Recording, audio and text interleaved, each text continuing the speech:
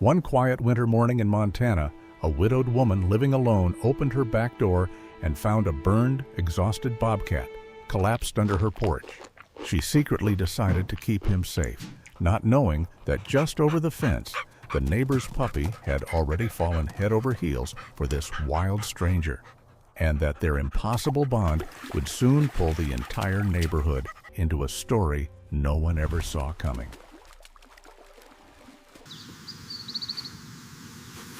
By the time Eleanor heard the faint scraping under the sunroom, the coffee in her favorite mug had already gone lukewarm. The February light over rural Montana was that thin, washed-out gray that made the snow look tired rather than pretty. She turned down the radio, the old one that still played country stations if you thumped it just right, and held her breath. There it was again, a soft drag and a hollow thud against the boards beneath the glassed-in porch. "Probably a raccoon," she muttered to herself, though something in her chest tightened. Raccoons didn't usually sound that heavy. She put on her worn house shoes and shrugged into a wool cardigan, the one with the loosened elbows that had belonged to her husband. Scout, her 12-year-old Australian shepherd, lifted his head from the rug by the door. His cloudy eyes followed her, ears twitching, but he didn't bother to stand until she reached for the knob. Then he pushed himself up with a stiff grunt and fell in beside her out of habit more than urgency. The cold hit her face as soon as she opened the door. The air had that dry, metallic edge that came after a storm when the world was quiet and every sound traveled farther than it should. She stepped onto the back deck, boards creaking under her weight, and leaned over the rail to peer beneath the sunroom. At first she didn't see anything, just iced-over tufts of grass, a cinder block, and the sagging lattice she always meant to fix but never did. Then her eyes adjusted, and she caught the shape, curled into the darkest corner, pressed tight against the foundation like it was trying to disappear. It was big. Too big for any house cat, a mottled coat of tawny and gray, faint spots still visible along the flank. Broad shoulders, compact body, and a short, blunt tail tipped in black. The ears did it finally, tufts of black hair standing up like little paintbrushes, flicking toward her voice, even though the animal's eyes stayed closed. "Oh, my lord," Eleanor whispered. "That's a bobcat." Scout huffed softly, nostrils flaring. Instead of barking, he sat down at her feet, as if he too understood that this was not a creature to startle. For a long moment she just stood there, one hand on the cold rail, the other pressed against the ache in her chest. She had lived in this little house on the edge of town for 32 years. She had seen deer in the garden, foxes at the tree line, even a black bear once near the trash cans. But she had never had a wild animal crawl under her porch and simply give up. Its sides moved with shallow, ragged breaths. One foreleg was stretched out at an odd angle, fur singed in a patch just above the paw. The skin beneath was angry and pink, where the hair had been burned away. There were bits of ash stuck to its coat, and she could smell it now, faint but unmistakable, the scent of smoke clinging to fur. The wildfire, she thought, the one up in the canyon last week. She'd watched the orange glow from her window, clutching the phone in case the automated evacuation call came. It hadn't. The fire crews had gotten it under control before it reached the outskirts of town. At least, that's what the news said. Apparently, no one had told the bobcat. She swallowed hard. Her mind jumped forward in the practical way it always did. A wildcat this close to town would mean phone calls. Phone calls meant officials. Officials meant decisions.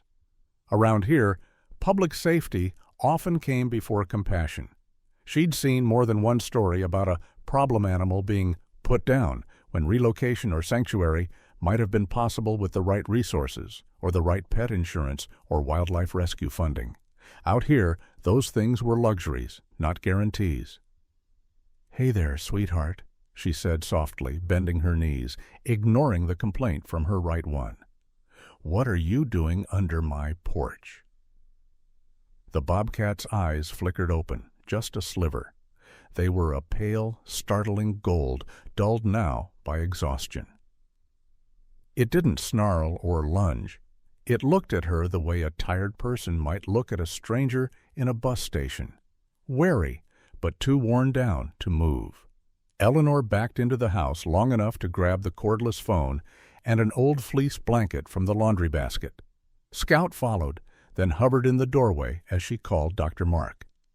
"Morning, Ellie," he answered, sounding half awake. "You all right?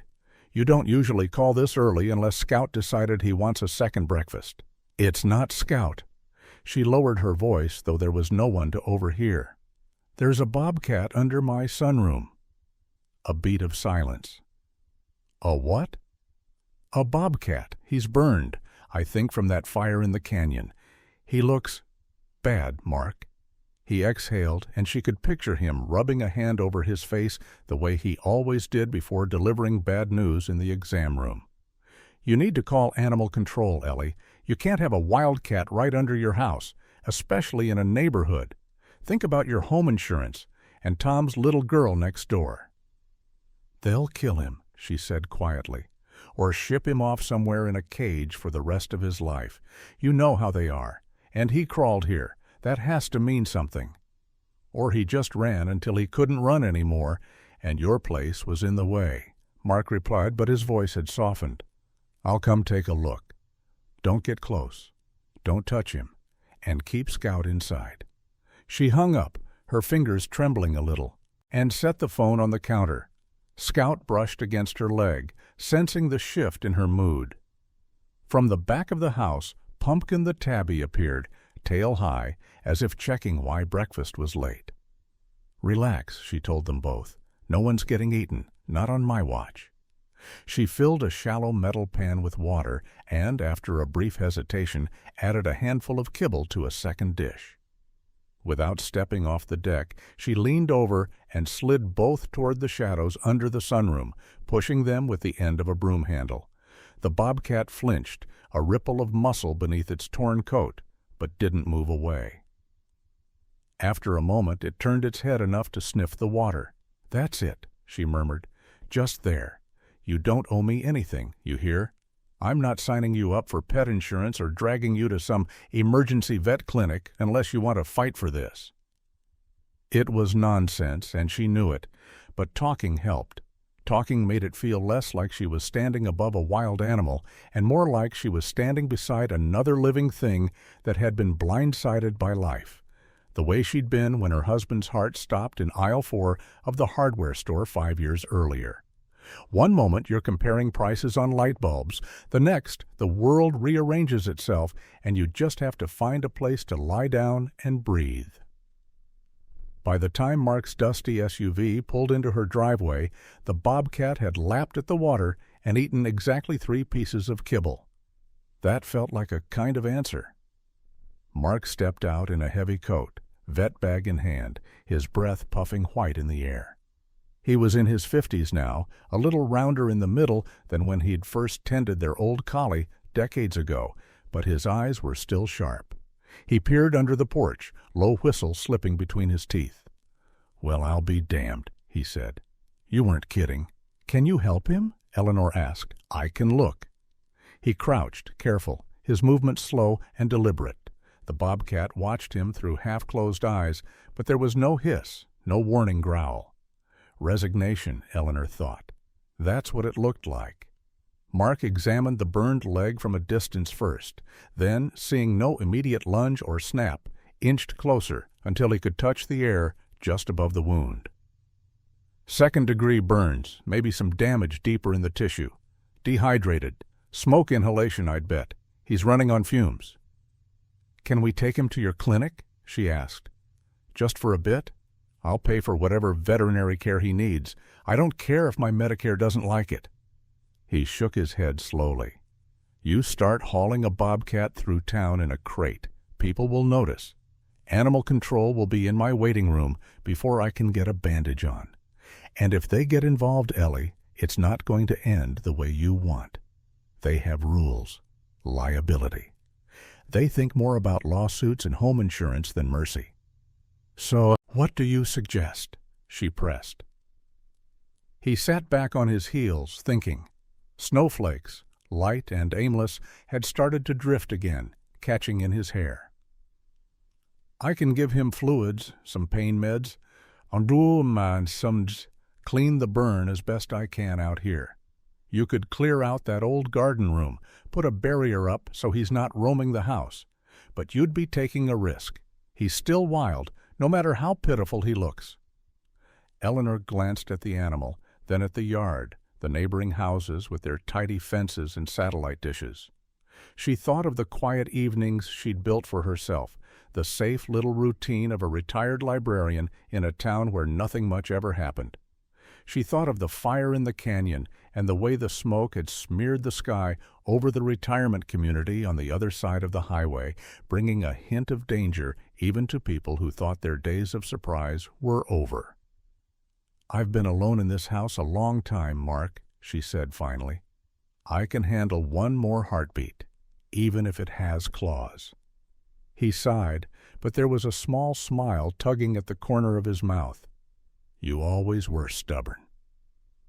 "All right, we'll do this quiet. No animal control, no neighbors. You tell anyone, you just say you've got a big stray in the garden room. Half this town doesn't know the difference between a bobcat and a Maine Coon anyway." As he unpacked his bag and began to prepare the IV line, Eleanor went inside to start clearing the old sunroom, the one with the peeling wicker furniture and the stack of seed catalogs she kept meaning to go through. Scout watched her drag a faded rug into the center of the room and lay out another blanket, his tail thumping weakly as if he approved. When she opened the door to the deck again, she paused, hand on the frame. The bobcat lay under her house, battered and burned, too tired to fight. The vet knelt beside it, ready to help. The snow and the sky were the same dull gray, and yet something had shifted. "Rufus," she said suddenly. Mark looked up. "What?" "His name," she said. "If he's staying here, even for a little while, he needs a name. He looks like a Rufus to me." She didn't know why that made her eyes sting, but it did. "Well then," Mark said gently, as he slid the needle under the loose skin at Rufus's shoulder. "Let's see if we can give Rufus a reason to get back on his feet."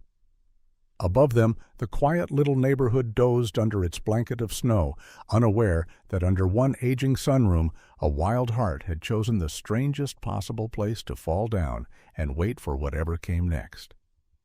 By the next afternoon, the old garden sunroom looked more like a recovery ward than a place for potted geraniums and seed catalogs.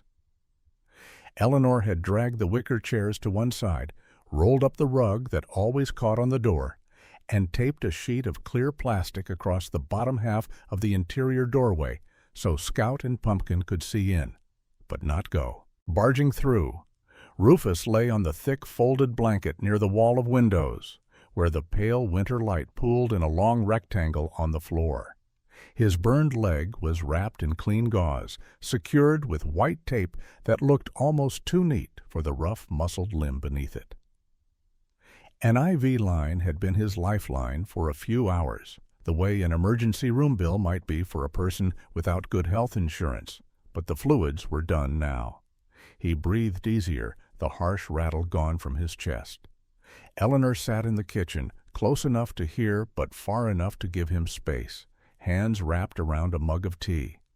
Every so often she glanced at the folder Mark had left on the table, notes about antibiotic schedules, pain medication, what to watch for if infection set in. There was a scribbled line near the bottom. "If anyone asks, he's just a big stray." She huffed softly. "A big stray with ear tufts," she said to herself. "Sure?" A soft tap came at the inner door. Scout's nose nudged the plastic, followed by the faint thump of his tail on the hardwood. Pumpkin sat beside him, green eyes narrowed, her striped tail flicking like a metronome. "All right," Eleanor said, standing up with a small grunt. "You can take a look, just a look." She opened the kitchen door halfway and stayed in the doorway herself, one hand on Scout's collar, the other ready to pluck Pumpkin off the floor if she decided to do something foolish. The plastic barrier rustled as Scout's breath puffed against it. On the other side, Rufus lifted his head. For a moment no one moved. The house was so quiet she could hear the faint hum of the refrigerator and the ticking of the wall clock her husband had rewound every Sunday. Scout's ears perked forward, his head tilting ever so slightly, Pumpkin's back arched, fur puffing, a low hiss vibrating in her throat. Rufus didn't growl. He didn't bare his teeth. He only watched, eyes half-lidded but sharp, as if counting every whisker on Scout's muzzle, every twitch of Pumpkin's tail. Then, very deliberately, he laid his head back down on his paws. Scout relaxed first. His tail resumed its slow, steady beat on the floor, a rhythm she knew from years of watching him greet new grandchildren at the door, curious, not alarmed. Pumpkin took a little longer. She hissed once more for good measure, then sat down, tail still swishing, as if to say she would allow this nonsense but would not be happy about it. "You see," Eleanor murmured, "nothing to get worked up over. He's not here to steal your food or refinance the mortgage." The joke made her smile in spite of herself. She'd lost count of how many letters had come in the mail over the years, promising to lower her interest rate, fix her credit, protect her home with better home insurance. Funny how no glossy brochure ever included a picture of a burned bobcat curled up in your sunroom as a possible scenario. She watched Rufus a moment longer, even. At rest, there was a compact power to him that made the air feel different in that room. He wasn't big the way a lion was big, all broad swagger and muscle. He was dense, contained, like a coiled spring or a storm cloud in miniature. A wild thing, she thought, trapped by circumstance and pain into resting in a house with floral curtains and a chipped bird feeder on the deck. "He'll leave when he's ready," Mark had said before he drove away. "If he makes it. You can't make a wild heart stay, Ellie. Not with food, not with medicine, not even with pet insurance," he'd added with a dry little smile. "They don't work like we do." Yet there he was, breathing and not fighting, in her sunroom. The days slid into a quiet pattern. In the mornings, Eleanor washed her hands, measured out the bitter-smelling liquid antibiotics into a tiny dish, and set it near Rufus's bowl of wet food. He eyed the dish suspiciously for the first few days, but pain and hunger finally won out. After that, he ate with slow, careful bites, never taking his eyes off her if she happened to be in the doorway. In the afternoons, the sun slid low enough to fill the room with a warm, fragile glow. Rufus would shift to keep the light on his side, soaking in the heat. Scout took to lying just outside the plastic barrier, as if keeping watch, his old bones eased by the thin warmth that made it through the glass. Sometimes Eleanor would come upon them both sleeping, Rufus stretched long on the blanket, Scout curled up like a comma on the other side, their noses only a few inches apart, separated by plastic and habit. Pumpkin, being a cat with very firm opinions, spent the first week pretending not to care while monitoring every movement from the highest perch she could find. The top of the refrigerator became her command post. From there, she could glare down at the doorway, at Scout, and at Eleanor in turn, as if reminding them all that she had been here first. Eventually, though, even Pumpkin's indignation couldn't compete with curiosity. One afternoon, when Rufus was standing at the window watching a crow hop along the fence, she slinked down, crept to the edge of the plastic, and sat, eyes locked on his profile. Rufus turned his head slightly, acknowledging her. For a heartbeat, two sets of feline eyes met. Then he looked back at the crow, dismissing her with the same easy authority he'd shown Scout. Pumpkin bristled, offended, but didn't bolt. Instead, she stayed where she was, tail wrapped around her paws, as if reluctantly accepting that there was more than one kind of cat in this world. It was on the fourth day that Eleanor first noticed the change in the way Rufus moved. When she opened the sunroom door to refresh his water, he shifted his weight more evenly, lifting the bandaged leg without the tight, guarded flinch she'd grown used to. The burn was still ugly when Mark came to check it, but the edges were less angry, the swelling down. "He's healing," Mark said, re-wrapping the gauze with practiced hands. "Slow, but steady. You're doing right by him." "He's doing right by himself," she said. "I just opened the door." Mark straightened, stretching his back until it popped. "Well, keep that door shut to the outside for now.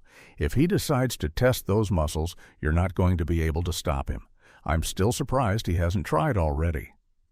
Eleanor glanced at Rufus, who was watching them with an expression that could only be described as annoyed dignity. "Maybe he hasn't decided whether we're worth the trouble yet," she said.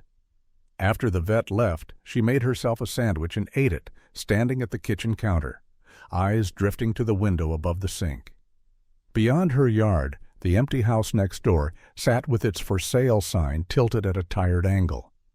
The real estate agent had told her last month that a young family from Billings was interested, something about a remote job, better schools, lower cost of living.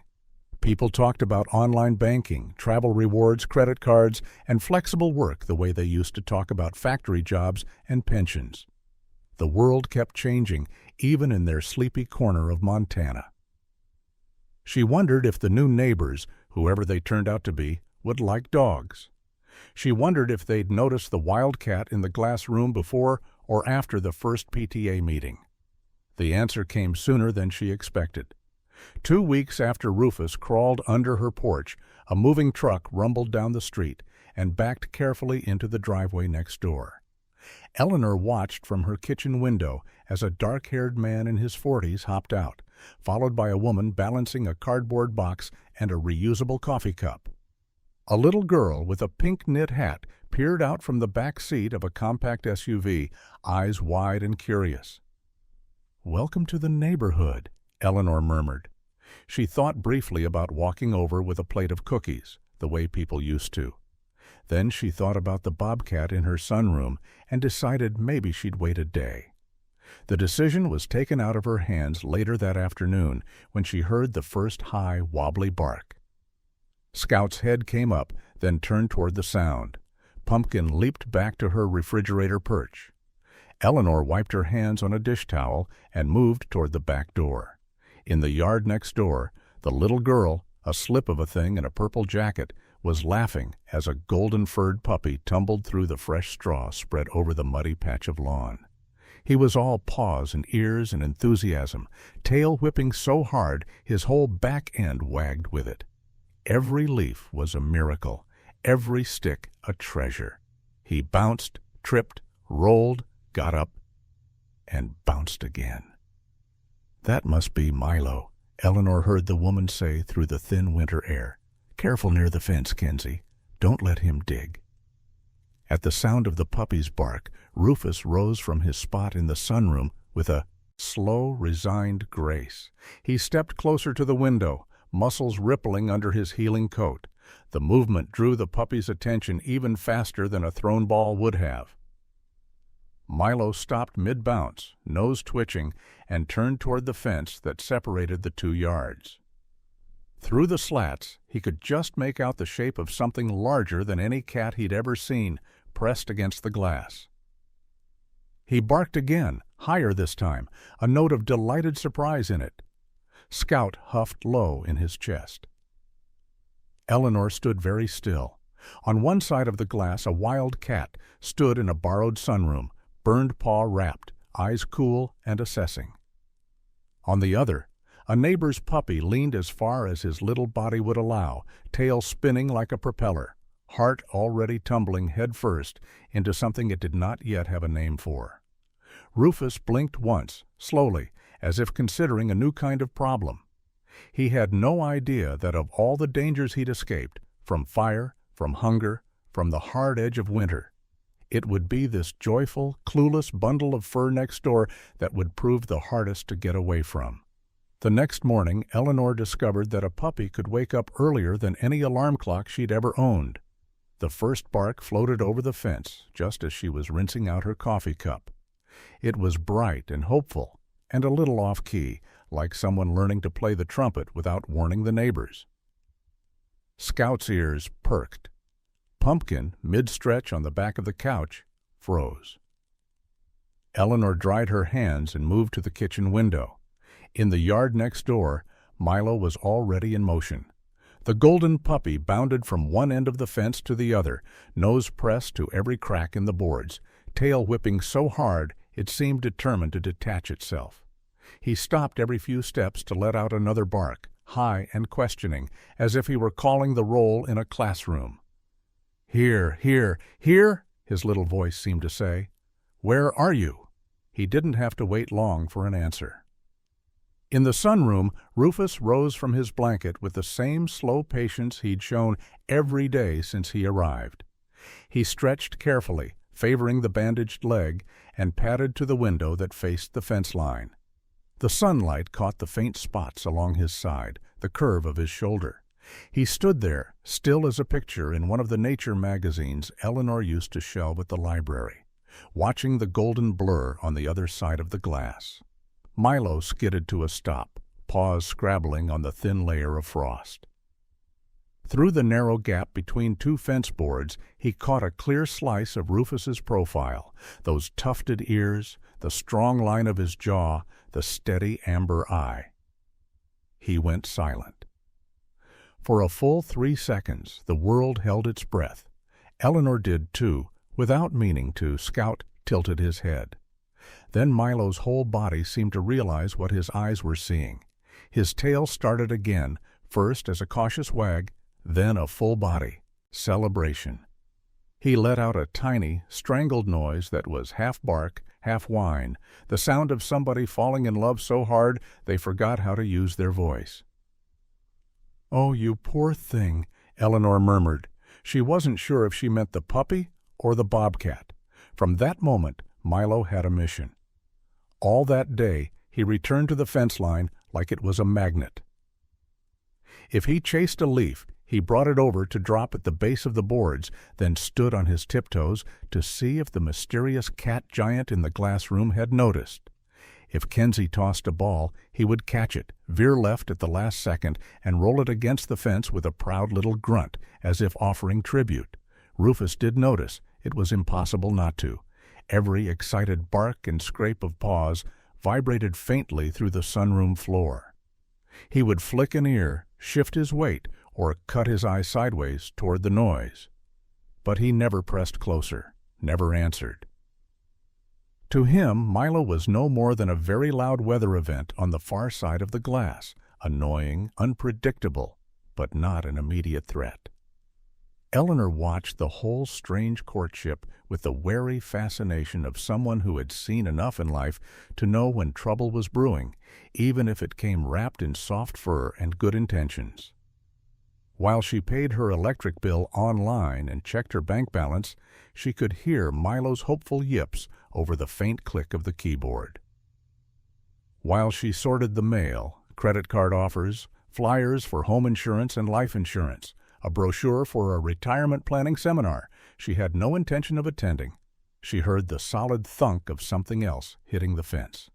She stepped onto the back deck to see what he'd done now.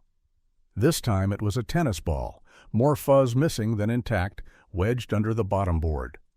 Milo was on his belly, digging furiously, back legs kicking up little sprays of dirt and straw.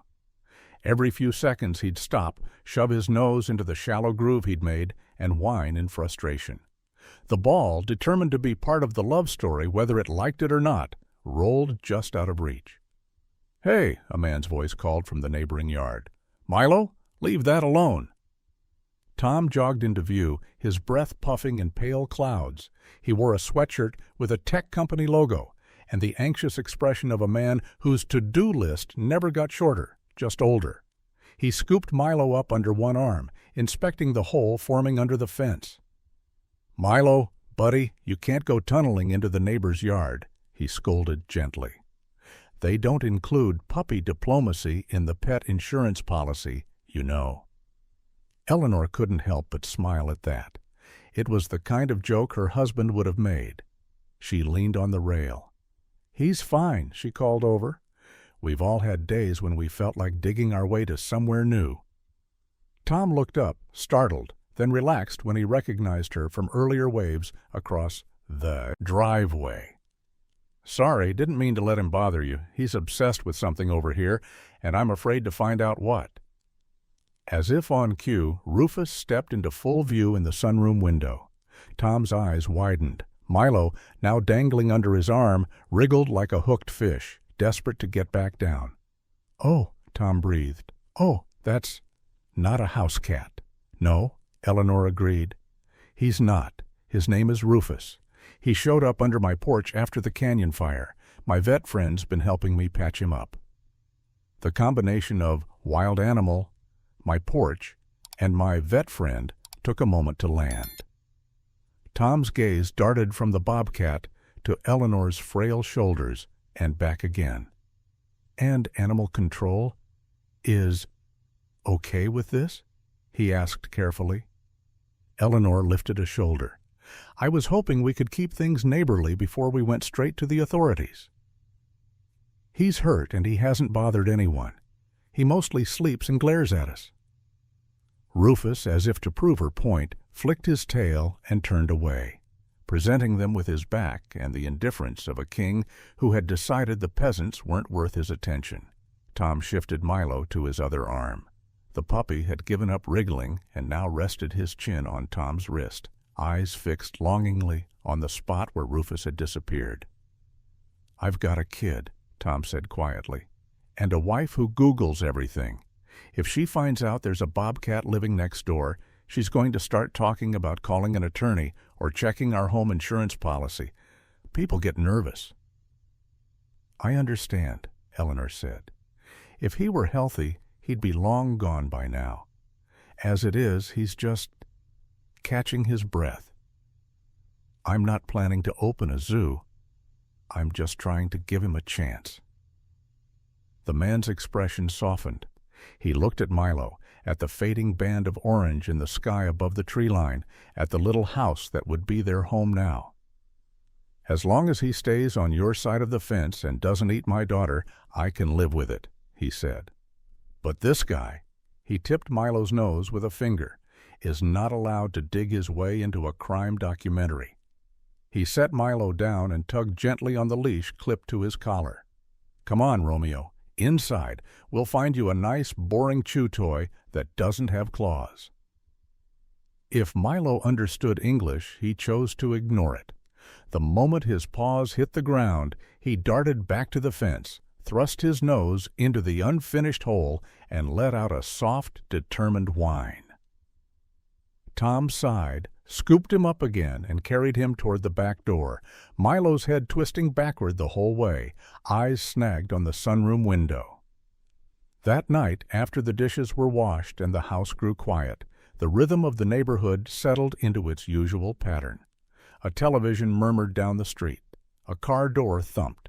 Somewhere, a dog barked once at nothing in particular. Eleanor went to the sunroom door to check on Rufus before bed.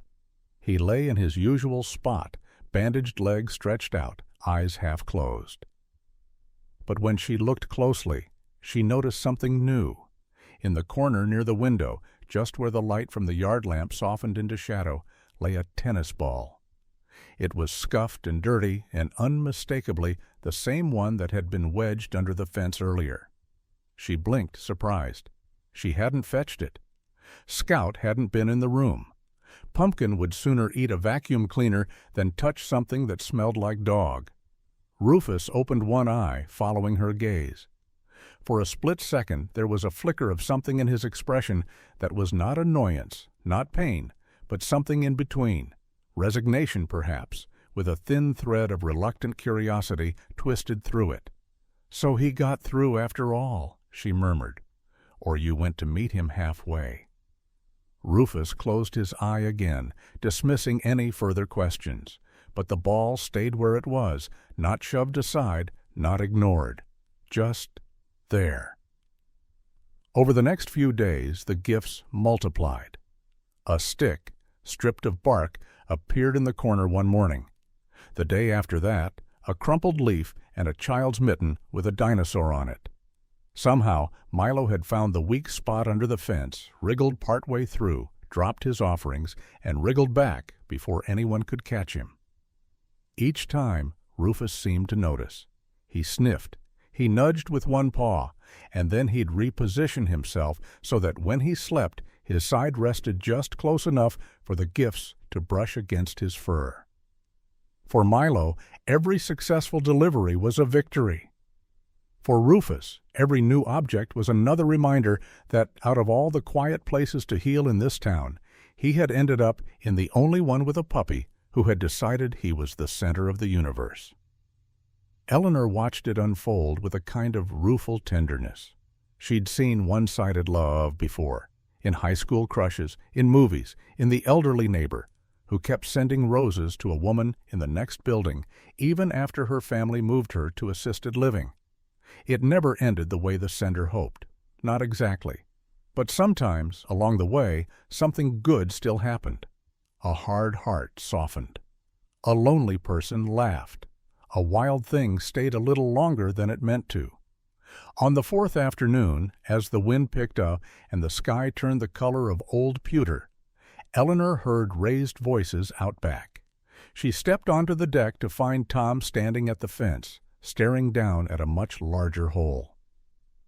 Milo stood beside him, chest puffed, dirt on his nose, tail wagging like a flag, at half-mast. "Milo," Tom said, exasperation fraying his patience, "we've talked about this. You cannot tunnel into your neighbor's yard. There is a bobcat living over there. That's not a play date. That's a bad idea." He turned and saw Eleanor. "I'm sorry," he called. "I'll fill it in. I might have to chain him for a bit when we're not out. Here." Milo heard the word chain and drooped, ears flattening. He looked up at Eleanor with such wounded innocence that she felt something tug in her chest. "It's all right," she said. "We can't fault him for having big feelings. We just have to keep them on the right side of the fence." Tom grabbed a bag of soil from the corner of his yard and began kicking it into the hole, packing it down with his boot. Milo watched, miserable, then shuffled over to press his nose against the boards where the gap had been. He let out a soft, confused sound, like someone waking from a dream to find the door locked. "Come on, bud," Tom said, clipping a short lead to his collar. "House rules. Even love has to follow them." He led Milo toward the back door. The puppy walked, but his head stayed turned, gaze fixed on the sunroom window. From inside, Rufus stood very still, watching the leash tighten, the little body pulled gently but firmly away. For the first time since he'd arrived, the bobcat's tail didn't flick with irritation when the door closed next door. It lay quiet behind him, as if listening. Eleanor lingered on the deck a moment longer, one hand on the rail, feeling the cold seep into her fingers. Life, she thought, had a way of tangling hearts, whether you wanted it to or not. She'd worried all her life about the big dangers, illness, bills, car insurance after an accident, those sudden phone calls that changed everything. She had never once considered neighbor's puppy falls for convalescing bobcat as a possible complication. And yet here they were. Inside, as the daylight faded, Rufus turned away from the window and settled on his blanket. His injured leg stretched out, the bandage neat and white. Just before he lowered his head, he reached out with one paw and hooked the old tennis ball closer, tucking it against his chest like an inconvenient treasure he wasn't ready to send back. He had fought fire and hunger and winter itself. He had crossed miles of dark canyon to collapse under a stranger's porch. He had accepted human hands, medicine, and the soft cushion of a borrowed home. But when it came to a golden puppy next door who had fallen head over paws for him, Rufus was entirely, completely out of his depth, and he had no clue how he was ever going to get away. It didn't take long for the rest of the street to notice something was different at Eleanor's place. For 30 years her house had been the quiet one, the yard mowed, the bird feeder filled. No loud music, no parties, no drama. If folks thought of her at all, it was as that retired librarian with the old dog, a gentle constant in a town where people came and went. But now there was movement behind her sunroom windows, shadows shifting at odd hours. A glimpse, here and there, of a shape that did not match any breed in the dog books. And there was Milo, of course, Milo who made it his full-time job to announce this discovery to anyone within earshot. He had settled into a new routine: breakfast, bathroom, and then straight to the fence. Even with the patched hole and the short lead Tom used when he couldn't stand outside, Milo would march to the same spot, plant his paws, and whine softly toward the glass room next door. If Rufus appeared, his whole body lit up like a Christmas tree. If Rufus didn't, he waited anyway. Neighbors noticed. Neighbors talk. It was Mr. Clark who knocked first. He lived 2 doors down in a house with peeling paint and a coop full of nervous hens. The hens had good reason to be nervous. Over the years, several had vanished in the night, most likely taken by coyotes. But reason didn't matter much when fear and rumor started holding hands. Eleanor heard his boots on her front steps one brisk afternoon and opened the door with a smile already in place. "Well, good afternoon, Harold. How are your girls doing?" He didn't return the smile. His cap was pulled low and his jaw was set tight. "They were doing fine until somebody told me you've got a bobcat penned up in that glass room of yours," he said. "Mind if I come in?" He didn't wait for an answer before stepping into the foyer. Scout rose from his rug, giving a single soft woof. Pumpkin vanished like smoke. "I'd rather we talked on the porch," Eleanor said, but he was already striding toward the back of the house, craning his neck to see through the sunroom. Rufus lay on his blanket, drowsy in the afternoon sun. At the sound of the unfamiliar voice, he lifted his head, eyes narrowing. He didn't move otherwise. "There," Clark said, jabbing a finger toward the glass. "You see that? That's not some stray cat. That's a predator. I got grandkids come over on weekends. I got hens that are already half wiped out. What happens when that thing decides it's done playing house and wants a warm meal?" Eleanor's shoulders straightened. "He's injured," she said calmly. "He showed up after the canyon fire. My vet friend has been treating him. He hasn't hurt anyone, and he hasn't set foot outside the sunroom since we moved him in."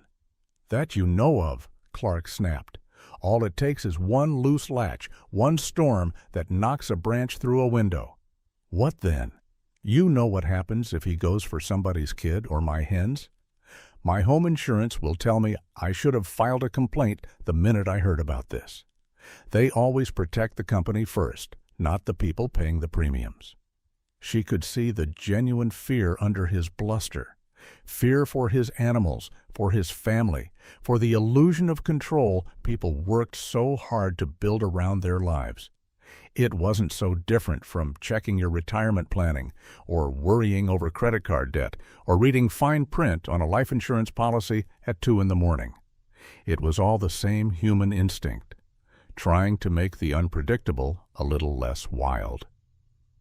"I understand you're worried," she said, "but turning him out or having him destroyed won't bring back your hens. It won't make the coyotes disappear. He's here because we burned his home, Harold. The least we can do is patch him up and let him decide where to go next." Clark shook his head. "This isn't the wilderness, Ellie. This is a neighborhood. There are rules." She knew exactly whose mouth those rules would come from next. The following week, a neat white SUV with a homeowners association sticker on the windshield pulled into her driveway. Mrs. Green stepped out in a wool coat the color of wet cement, a clipboard tucked under her arm. Her smile, when she knocked, was tight enough to crack. "Eleanor, dear," she said when invited inside, "I thought we should have a little chat. Some of the neighbors have expressed concerns." Eleanor made coffee she didn't want and poured a cup she knew wouldn't be drunk. They sat at the kitchen table, the clipboard lying between them like a referee. "You know there's nothing I'd ever do to put folks in danger," Eleanor began. "Scout and I have been here longer than most of the street." "That's just it," Mrs. Green said. "People look to you as a steady presence, a sensible one. So when they hear you're keeping a wild animal," she lowered her voice as if Rufus might sue for slander, "a bobcat in your home, it rattles people. There are liability issues. Our bylaws weren't written with this in mind. And if something happens, the HOA's legal counsel says it could affect everyone's property values." Property values. Liability. The neighborhood gods. Eleanor forced herself to look steadily at the woman. "He is contained. My vet has seen him. He is not roaming the alleys at night." "Even so," Mrs. Green replied. "I've been in touch with the game warden's office just to ask for guidance. They said they'd like to come by. I really think," she added, pretending this was somehow gentle, "that it's time for professionals to handle this. You're on a fixed income. One accident, one lawsuit, and your mortgage protection or home insurance might not be enough to keep you safe." The words stung, not because they were untrue, but because they were. She had planned so carefully after her husband died, balanced the checkbook, watched the market, paid off the car insurance and the last hospital bill. She had thought she knew what safe looked like at this stage of life. She hadn't counted on Rufus, or Milo, or the way both of them had slipped under her skin. The game warden arrived 2 days later with an animal control officer in tow. Their truck, with the state emblem on the door, drew curtains back up and down the street. Eleanor could almost feel the eyes on her as she led the men through the house. The warden was younger than she expected, with a wind-burned face and kind eyes. The officer was older and tired, with the look of someone who had seen more frightened, cornered creatures, animal and human, than he cared to count. Rufus was awake, his body tense but still. When they stepped into the sunroom, the warden took off his hat and held it against his chest, a small gesture of respect. "He's in rough shape," he murmured. "Fire did a number on him." "He came here on his own," Eleanor said quietly. "He hasn't hurt anyone. He eats, he sleeps, he watches the birds. That's all." The animal control officer cleared his throat. "Ma'am, state law is pretty clear. Wild animals can't be kept as pets, especially in residential neighborhoods. If we relocate him to a facility, he'll have space, proper care, maybe a chance to be released somewhere more remote." "And if he doesn't pass your tests?" she asked. "If he flinches when a gate slams or looks at a chicken sideways? You going to put a bullet in his head and call it public safety?" The room went very quiet. The warden shifted his weight. "There are sanctuaries," he said, "places that take in animals that can't go back to the wild. They're not perfect. There's paperwork, permits, funding, but they exist. It's not all black and white." He looked at Rufus again. Rufus stared back, tail tip twitching, not in panic, but in that irritated patience Eleanor was beginning to recognize, as if he knew they were talking about him, and as if the whole conversation bored him. "How long has he been here?" the warden asked. 3 weeks, she said, "maybe a little more." "That's a long time for a wildcat not to cause trouble," he admitted. The officer gave a short, humorless chuckle. "Or a long time for trouble to be brewing." They stepped back into the kitchen to talk. Eleanor poured coffee out of habit. Her hands shook only a little. "I'm not pretending this isn't unusual," the warden said, "but I also can't ignore the calls we've gotten. Folks are scared. They're worried about their kids, their pets, their investments. One lady asked me point blank if having a bobcat next door would raise her homeowner's insurance. I didn't have a good answer, but I know how she votes at the town meetings." "So what happens now?" Eleanor asked. "We're not going to storm your house and drag him out today," he said. "I'm not interested in making a spectacle. I'll file a report. We'll reach out to a sanctuary or two, See if anyone has space. In the meantime, you keep him contained. No unsupervised outside time. You have my number. And I'll need yours in case there's any incident." "What if there isn't?" she pressed. "What if he just heals and walks away one night?" "Then this whole thing becomes a story you tell your grandkids," he said. "But if he's still here a month from now, I'm going to have to move him, one way or another. I can give you that much time." A month. 30 days to pretend she wasn't. Counting. After they left, after the truck turned the corner and disappeared, Eleanor stood at the sink and watched the snow swirl lazily past the window. Her reflection in the glass surprised her, older than she felt, more fragile than she liked to admit. Scout leaned against her leg, offering silent comfort. Pumpkin, sensing the mood, stayed away. Next door, Milo was having no such heavy thoughts. He barked at a drifting plastic bag, investigated a squirrel's footprints, and then, as always, made his way to the fence. The new patch of soil hid his former tunnel, but he remembered the spot. He sat there, wagging slowly, waiting for the shadow in the glass to take shape. Rufus did not come to the window that afternoon, or the next. Painkillers were being tapered.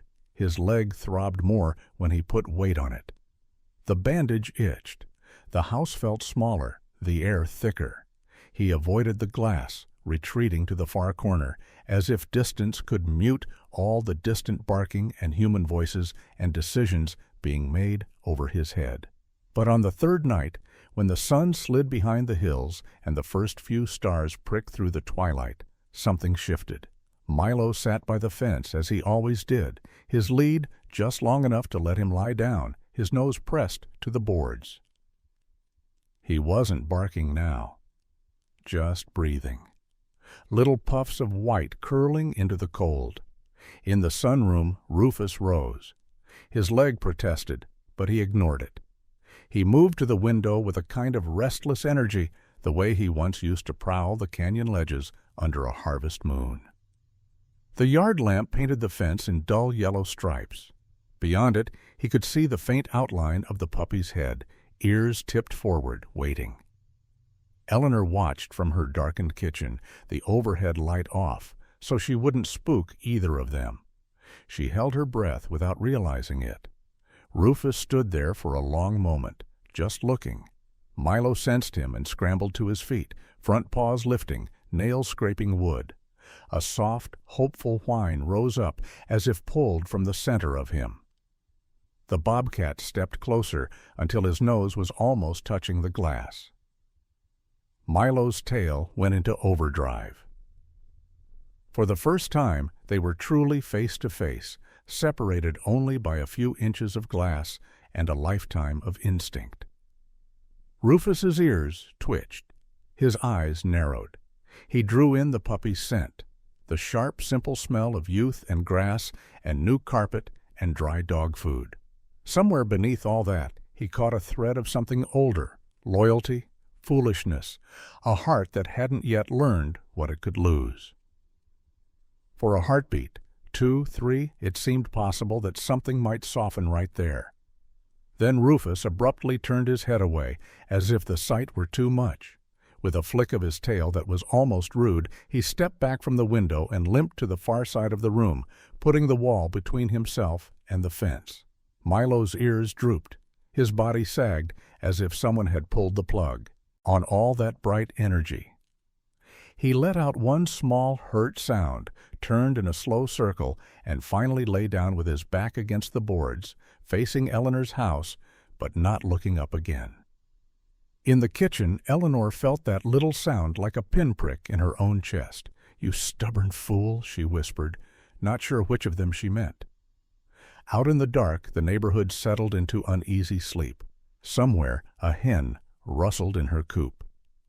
A car door slammed as someone coming off the late shift parked, thinking about bills and gas prices and whether their own life insurance was enough. In the sunroom, a wild heart paced in a cage of glass and kindness and deadlines. And next door, under a winter sky, a puppy whose whole world had narrowed to a single bobcat finally closed his eyes, not knowing that this small, sharp ache would not be the last one this strange love would bring. The storm rolled in on a Thursday, the kind of storm that made old joints ache hours before the first snowflake ever fell.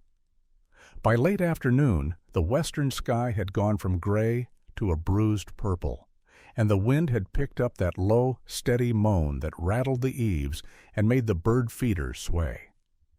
Eleanor stood at the kitchen sink, looking out over the yards.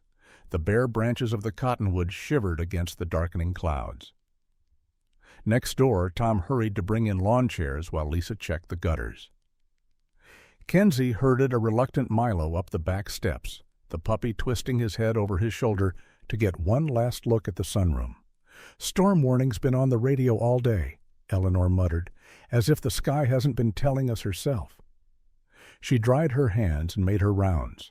Flashlights, one in the kitchen drawer, one by the front door. Candles gathered on the coffee table with the box of matches.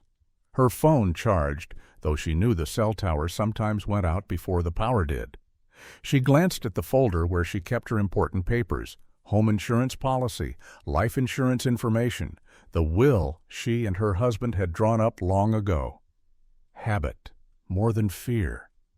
At her age, you learned to check the edges of things when the wind came up. In the sunroom, Rufus paced. He felt the storm in his bones, in the shift of air pressure, in the way the light thinned to nothing. Back in the canyon, he would have found a low rock ledge or a thick stand of juniper, nose to the wind, waiting it out. Here, the walls hummed, and the glass trembled. His burnt leg throbbed, a dull reminder that he was still not the cat who had ruled the ridges. He walked from one end of the room to the other, ears twitching, eyes touching everything they passed: blanket, water bowl, tennis ball, the faint outline of Milo's yard beyond the glass. The puppy was inside now, his muffled barking an occasional echo through the storm-thick air.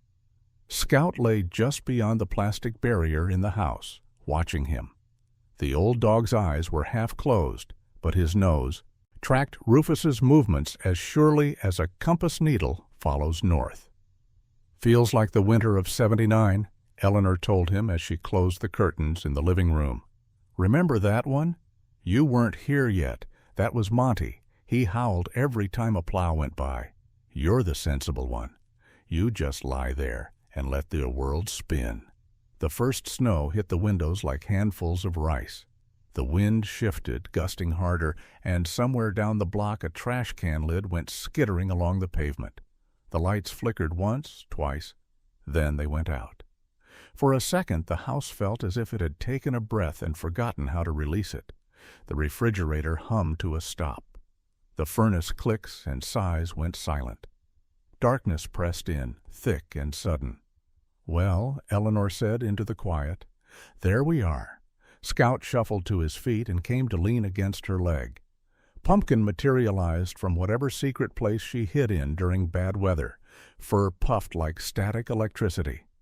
Eleanor patted the air until her hand found the coffee table, then struck a match. The little flame bloomed, chased the shadows back an inch at a time, and settled into the stubby candle she'd been saving since Christmas. She moved with the calm efficiency of long practice, lighting 2 more candles and setting a battery lantern on low near the hall. The house became a nest of small, warm circles in a sea of blue-black cold. Only then did she think of the sunroom. "Stay here," she told Scout, though they both knew he would follow her to the ends of the earth if it came to that. She picked up the lantern and made her way down the short hall, the plastic over the doorway rustling as she pushed it aside. Without the overhead light, the sunroom felt like a different place. Snow plastered itself against the outer windows, turning the world beyond into a swirling white curtain. The glass occasionally shook with stronger gusts, but held firm. The temperature had dropped, though. She could see her breath in front of her when she exhaled. Rufus sat in the middle of the floor, not on his blanket, not by the window, simply in the center, as if deciding whether to trust this new candlelit version of the world. "Oh, sweetheart," she said softly. "You're going to freeze in here if we don't do something." She opened the door wider. The warm air from the main part of the house gusted in, carrying with it the familiar smells of old books, dog fur, and last night's stew. Scout's silhouette appeared in the doorway, solid and steady. "Come on," she said to Rufus. "Special invitation, just for tonight." His ears flicked at her voice. He turned his head toward the open space, toward the glow and the warmth, and toward the old dog who stood there like a sentry. For a long heartbeat he did nothing. Then he rose, limped once, and padded forward. Scout backed up a step to give him room. Pumpkin, watching from the safety of the counter, hissed, once under her breath, but did not flee. Rufus crossed the threshold into the living room with the cautious dignity of a king entering a foreign court. He sniffed the air, checked the corners, tested the softness of the rug with one paw. The flicker of the candles painted his coat with gold and shadow, turned the bandage on his leg into a small, stark badge. "You can lie by the stove," Eleanor said, pointing to the braided rug in front of the gas heater. "That's where the best stories get told, you know." It wasn't much heat, a little gas unit they'd installed after the last big outage, more for reassurance than anything. But it put out enough warmth to take the edge off the cold. She turned it up a notch and felt the relief seep into her own fingers. Scout circled twice and lay down nearby, leaving a generous space. Rufus moved circumspectly, then sank onto the rug, front paws extended, head high. For a moment the two males simply regarded one another in the candlelight, one at the end of his journeys, one somewhere in the middle of a forced detour. Outside, a transformer popped, brightening the storm with a brief blue flash. Somewhere in the neighborhood, a child cried, frightened by the dark. Kenzie's thin voice drifted over when the wind died for a second. Milo's muted bark tangled with it. The sound made Rufus lift his head. It made Eleanor's heart squeeze. "They're all right," she said, more to herself than to him. "They've got parents and flashlights and a pantry full of microwave dinners they can't heat up. They've got their own little campout going over there." She brewed tea on the gas stove, grateful for the simple mercy of a pilot light. She thought about how, in a big storm, people discovered what still worked without electricity: gas burners, wood stoves, landlines, the old radio that ran on batteries. She thought about how the things the advertisements promised, faster internet, better streaming, low-interest credit cards, and rewards points, meant nothing when the lights went out and you were left counting heartbeats instead of dollars. For a long time, the only sounds in the room were the tick of cooling metal, the muffled howl of the wind, and the slow, steady breathing of animals. At some point, Scout scooted closer until his back brushed lightly against Rufus's. The Bobcat stiffened, then eased, making no move to pull away. Their warmth mingled, a quiet pact in the middle of the storm. Eleanor settled into her armchair with a blanket over her knees, the candlelight softening the lines on her face. She watched them and felt, strangely, less alone than she had on any dark night since her husband's sudden exit from the world. There was a companionship in shared silence that no television, no online banking app, no retirement planning brochure could offer. The storm raged itself into exhaustion as the night wore on. The windows rattled, then quieted. The snow thinned from heavy sheets to lazy flurries. Around midnight, Eleanor's head began to nod. She told herself she'd just close her eyes for a minute, just long enough to rest the grit behind her eyelids. She woke with a start to a thin gray light edging the curtains and the faint, tentative hum of the furnace. The power was back. The candles were stubs. Her neck ached from sleeping in the chair. The first thing she saw when she focused was the rug. Scout was still there, snoring gently, his muzzle resting on his paws. Rufus lay beside him, not quite touching, but close enough that their fur overlapped in a small, soft blur. At some point in the night, the Bobcat had turned on his side, exposing the pale fur of his belly. a vulnerable position no wild creature took unless it felt safe or exhausted or both. Eleanor pushed herself upright, heart full. She didn't speak. She didn't dare break the spell. The spell broke itself a few minutes later when Pumpkin, displeased with how the night had gone, jumped down from the counter and stalked right between them on her way to the water dish. Scout blinked awake. Rufus rolled onto his chest in one smooth motion, composure snapping back into place like a rubber band. By the time Eleanor shuffled into the kitchen to put on coffee, he was already heading back toward the sunroom, as if the living room had never happened. The storm's aftermath was a quiet kind of chaos. Tree branches littered the street. A trash can had tipped over and rolled halfway down the block. A few roofs wore new, crooked hats of drifted snow. The power company trucks made their rounds, and somewhere a generator grumbled like an old man who'd been woken too early. Eleanor was pouring her second cup of coffee when someone knocked at the back door. It startled her. Most folk used the front. When she opened it, Kenzie stood there in a puffy coat and mismatched mittens, cheeks pink from the cold. Milo bounced at the end of his leash, tail wagging so hard his back feet barely touched the porch. "Morning, honey," Eleanor said. "You surviving the big blizzard?" Kenzie nodded solemnly. "We camped in the living room," she said. "Dad said it was like glamping, but I think real camping is probably colder." Her gaze slid past Eleanor's shoulder toward the sunroom. Rufus was a faint shadow behind the glass. "Dad told me about the kitty," she said in a rush. "The wild one. He said I wasn't supposed to bother you, but I made this. I thought maybe he'd be cold." She held out a bundle in her mittened hands. It was a small scarf, knitted in uneven stripes of blue and green. The stitches were lumpy in places, too tight in others. Yarn trailed from one end where it hadn't been finished off properly. "You made this yourself?" Eleanor asked, her voice catching. "My grandma showed me how on FaceTime," Kenzie said proudly. "She says wild animals get cold too, but you can't always put coats on them because they get mad. So maybe you could put this where he sleeps, and he'll know somebody next door likes him. Not just Milo. Milo loves everybody."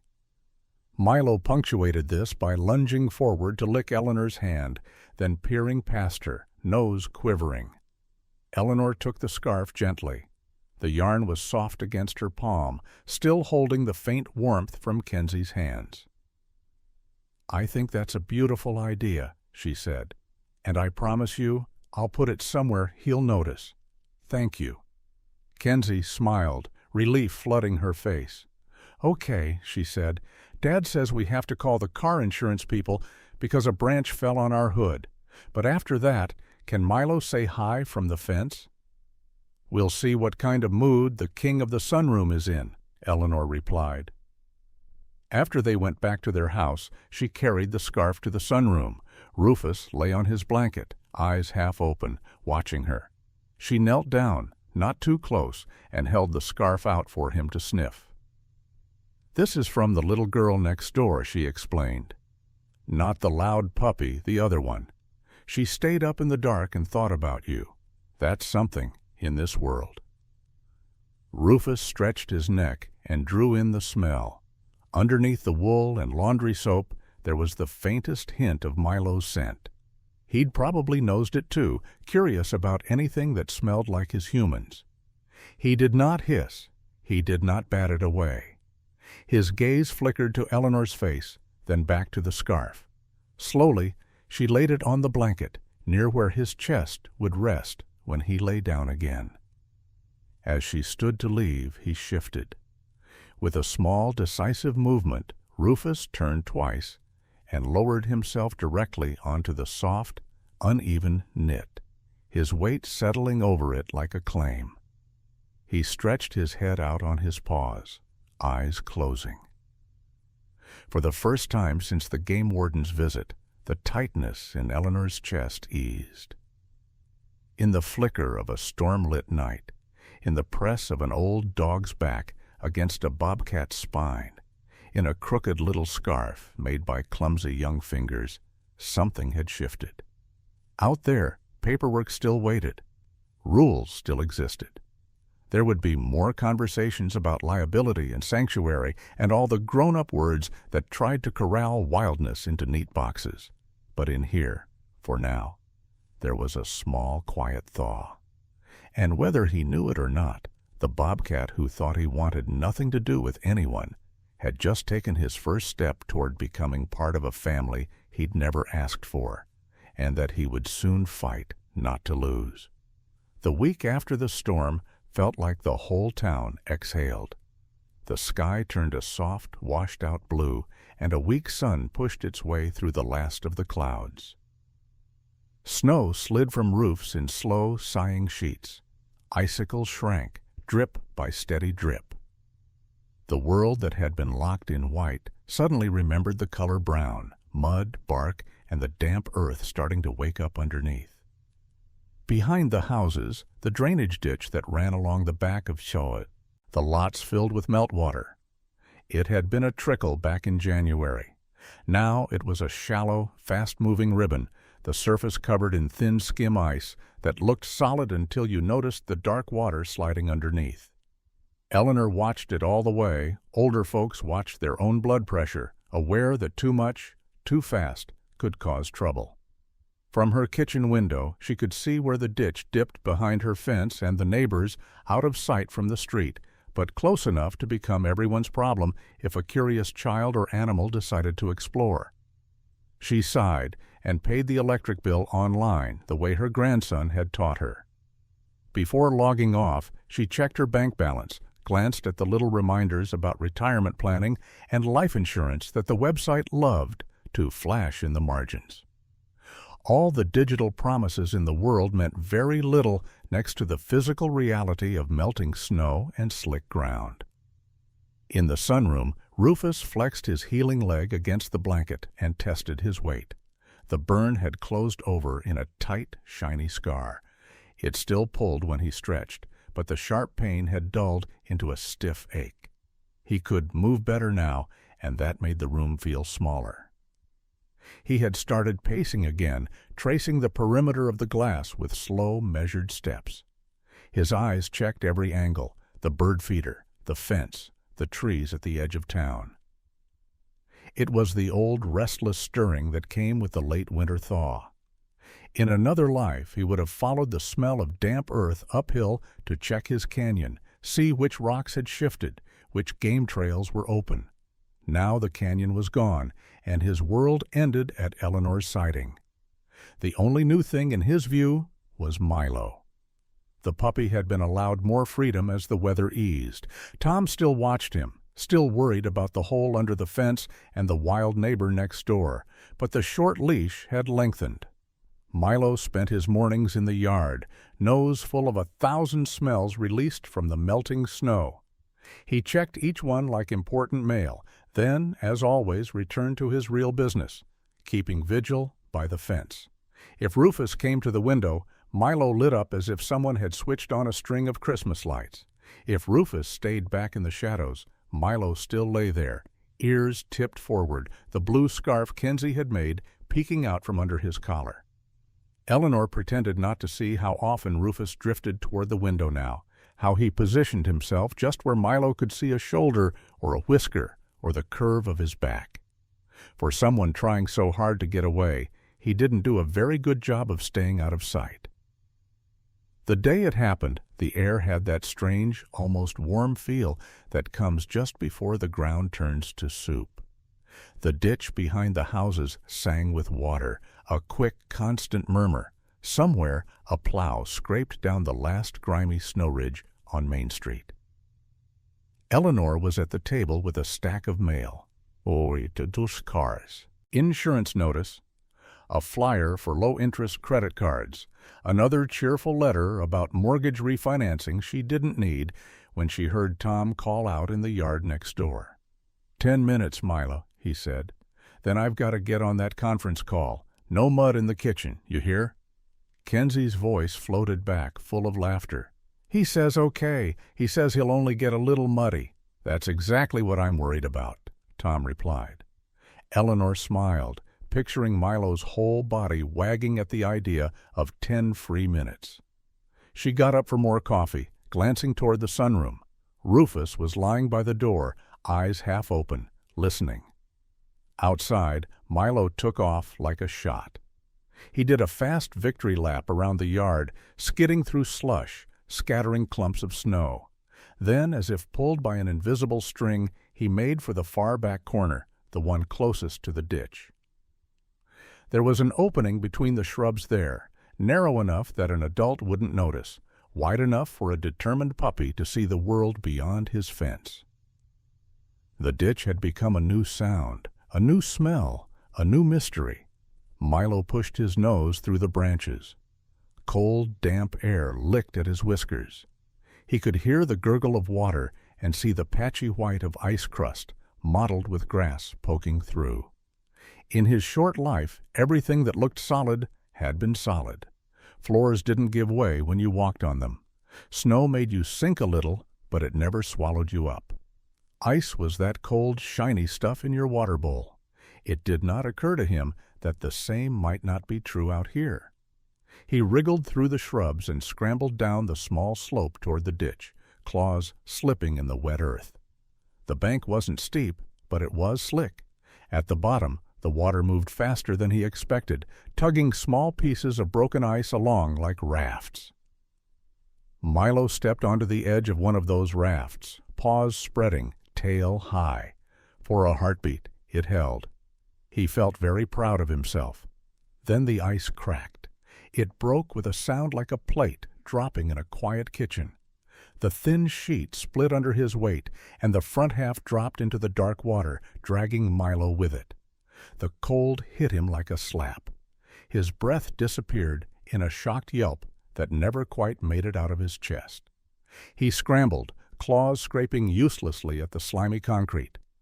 The current wasn't strong enough to carry off a grown man, but for a small dog, it was a different story. The water pushed at his shoulders, twisted his body, shoved him toward the narrow span where a rotted board lay across the ditch, half sunk, half wedged. His collar snagged on it, jerking him to a stop. For a second he hung there, hind legs kicking frantically, front paws slapping at the water, lungs burning. He tried to bark, but all that came up was a choking sound and a mouthful of icy ditch water. In Eleanor's house, the world seemed unchanged. The clock ticked, the furnace clicked on. A car drove by out front. In the sunroom, Rufus shifted his head, ears pricking. He heard it. Not the yaps Milo made when chasing his tail or begging for a tennis ball. This sound was raw, broken, threaded with panic. It hit something deep in him, older than houses and fences and electric bills. He rose in one smooth movement. The scar on his leg twinged, but the old full strength flexed underneath. He went to the window, then past it, nose lifting to catch the smell of cold water and wet fur and fear. Eleanor stepped into the hallway just in time to see him standing at the sunroom door, muscles bunched. "Rufus?" she said. "What is it?" He looked back at her once, then at the door. His tail lashed, not in annoyance but in restless urgency. On any other day, she might have hesitated, might have thought of liability and game wardens and all the rules that hung over them like storm clouds. But the sound came again, faint through the walls, a strangled, desperate yelp that made the hairs on Scout's neck stand up. Without giving herself time to think, Eleanor grabbed the latch and swung the door open. "Okay," she said, more to the universe than to the cat. "Go." Rufus slipped past her like smoke. He didn't head for the back deck steps. Instead, he angled toward the side door with the old dog flap at the bottom, the one Monty had used years ago, and Scout was now too stiff to manage. The flap still hung there, a little warped, the rubber stiff with disuse. With a shove of his head and shoulders, Rufus forced his way through. For a moment he was stuck, the frame scraping his sides. Then he was out in the yard, free air washing over him for the first time in weeks. He didn't pause to savor it. He followed the sound. His paws hit the wet grass at a run, claws biting in. He streaked past the bird feeder, past the bare lilac bush, straight to the back of the yard where the fence ended and the ditch began.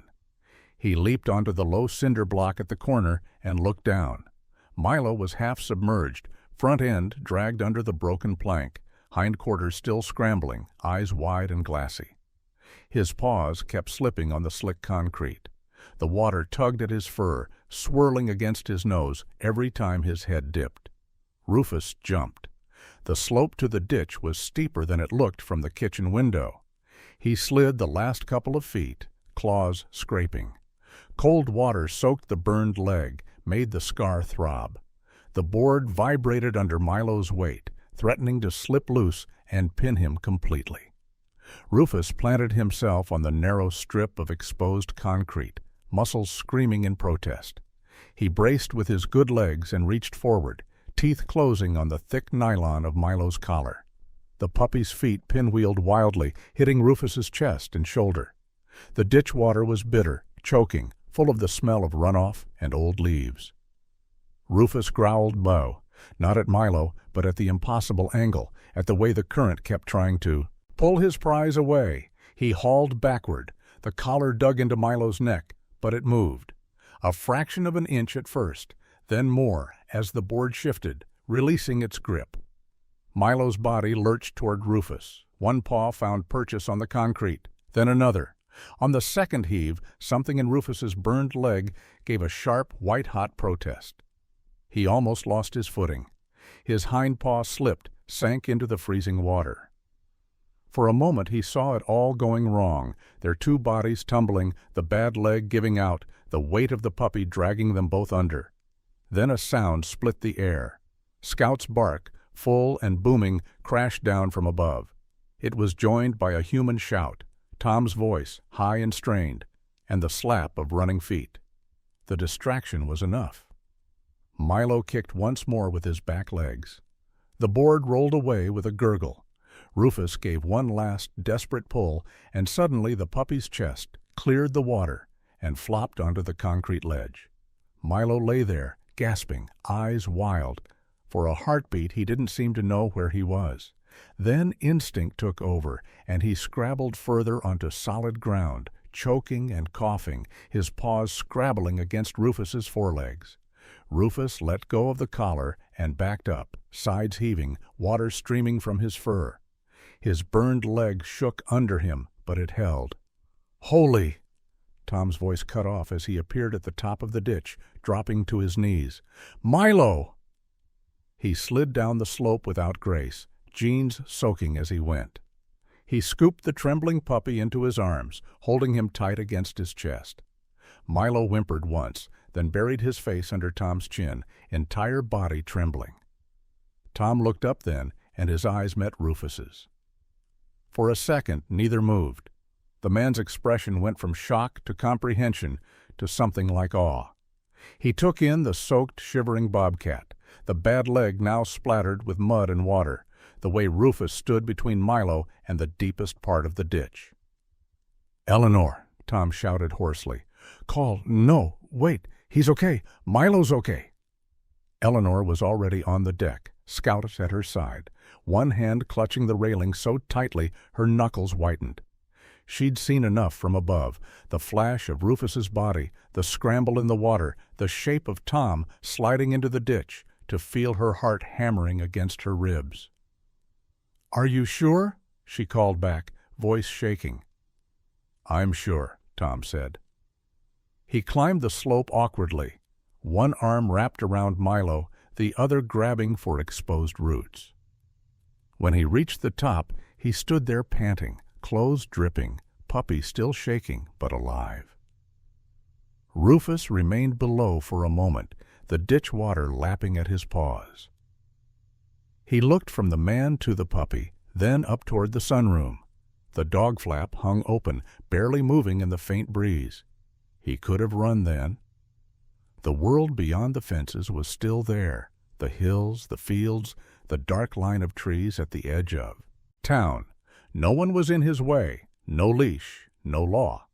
Instead, he climbed back up the slope. He didn't run. He limped, favoring the burned leg, body heavy with cold and exhaustion.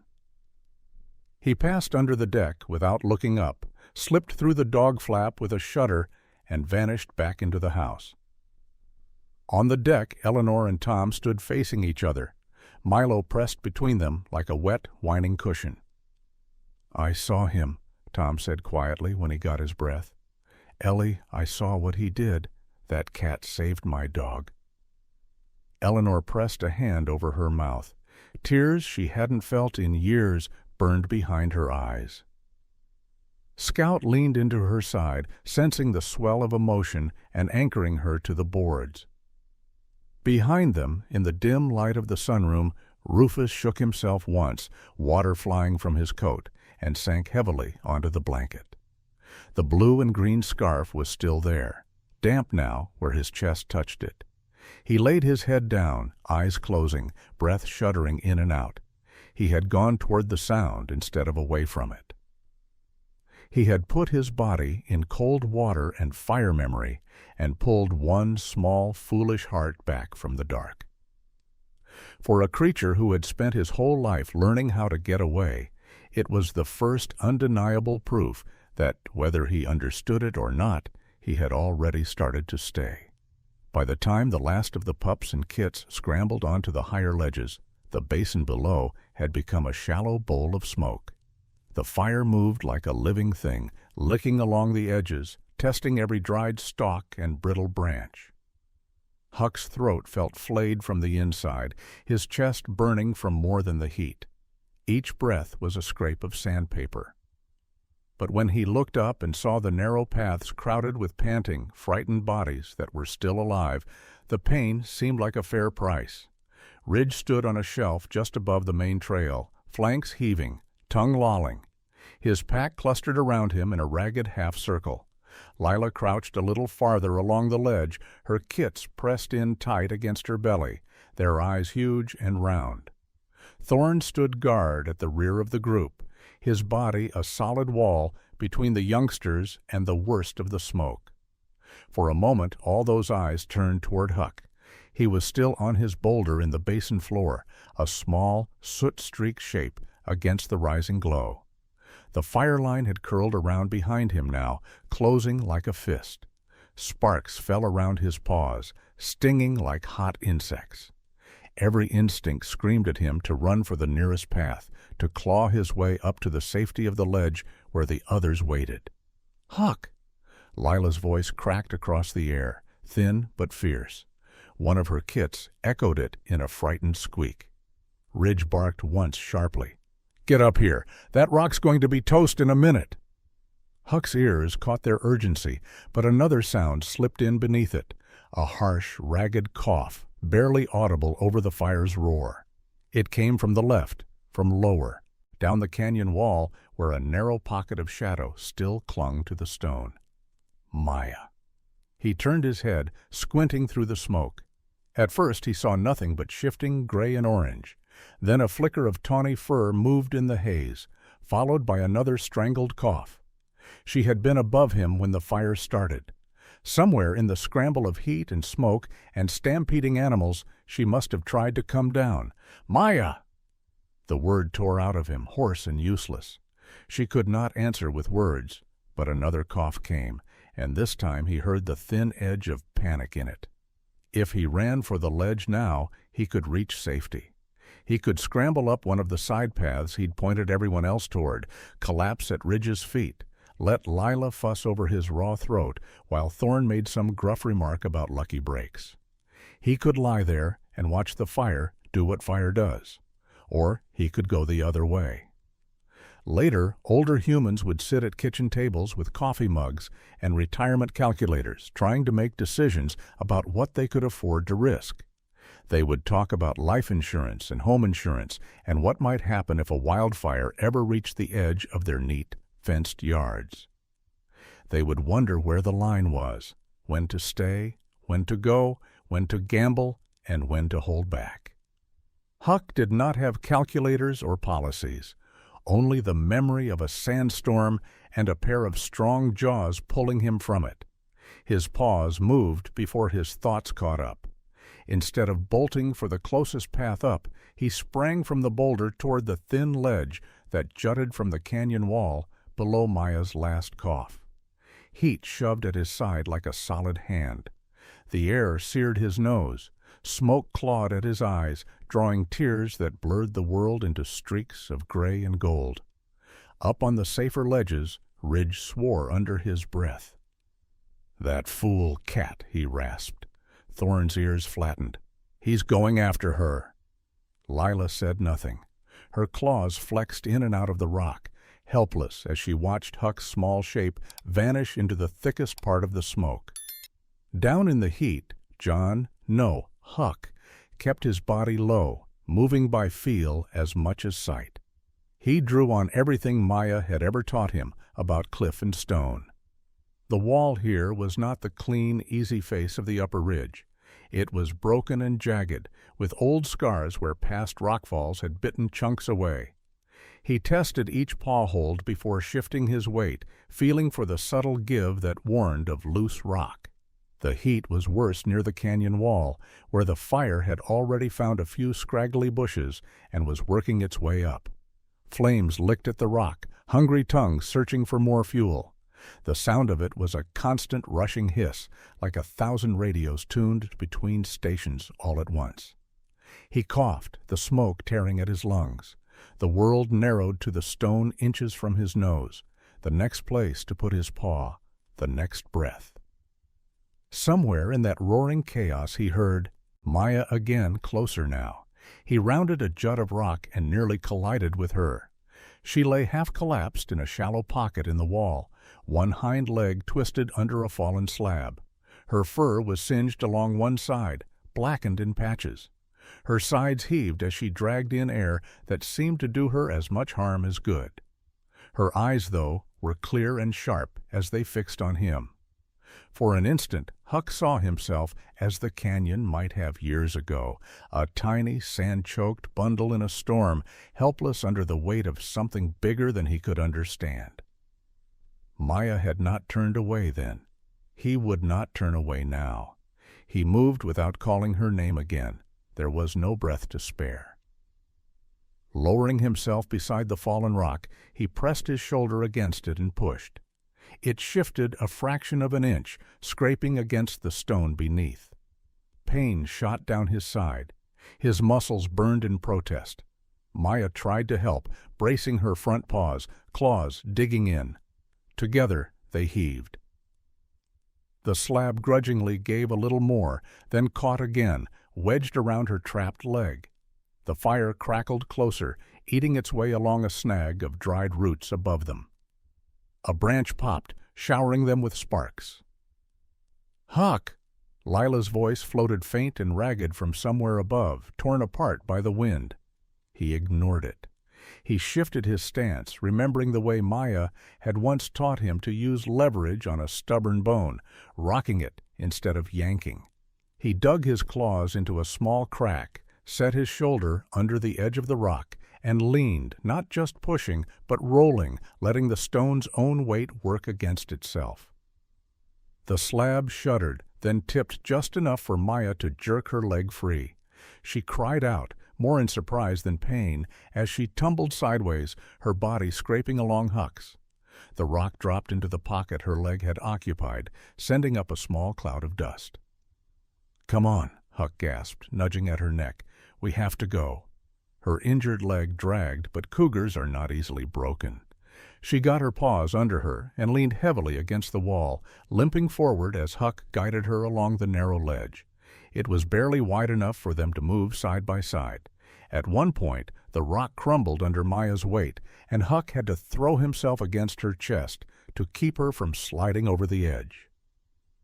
Above, on a safer stretch of wall, Ridge and his pack had reached a place where they could look down without choking on the worst of the smoke. Thorn stood a little apart, his body still shielding Lila's kits, but his eyes were locked on the small, moving shapes below. They watched as the bobcat and the cougar inched their way along the narrow shelf, the fire clawing at them from one side, empty air waiting on the other. They watched Huck pause at a broken section of ledge, judge the distance, then leap lightly to the next foothold, turning at once to coax Maya across with a soft bump of his head. "That's not cougar," Ridge murmured almost to himself. "That's not Bobcat either." "That's Huck," Lila said quietly. Smoke had reddened the whites of her eyes, but there was a fierce pride in them now. "That's who he is." It took only minutes for Huck and Maya to reach the base of the side path that led up to the others, but it felt like an hour. By the time they climbed onto the ledge, Huck's legs shook with exhaustion.